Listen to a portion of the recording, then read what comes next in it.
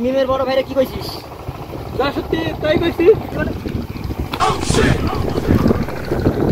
তুই গাঁজা খাস, তুই মদ খাস, তুই সোয়ানি খাস, এই তো এই সত্যি কথাই কইছি।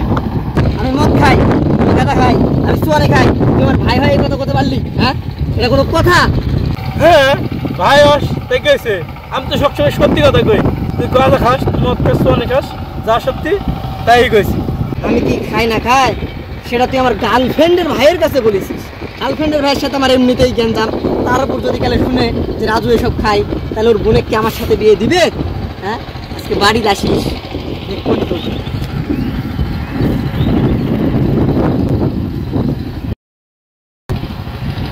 আসলে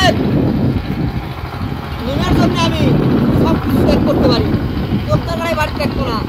তা আমি মিমে আমার কাছে রাখি। ভাই যদি কেউ বিয়ে না দেয় তুই তুলে নিয়ে আসবো। আমি তুই যা আরো বলিস আমি গাঁজা খাই, মদ খাই, সোয়ানি খাই, সব খাবো, যা খাই বাড়ি তাই করি।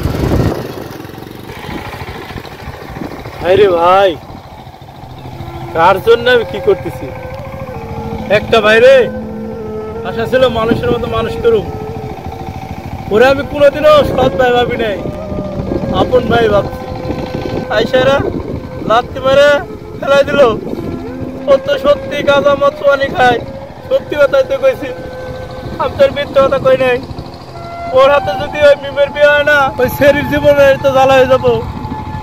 আমি বাইসে থাকতে রাজুর হাতে কোনো জীবনে মিমের বিয়ে হবে দিম না, কোনো জীবনেও বিয়ে হবে দিম না।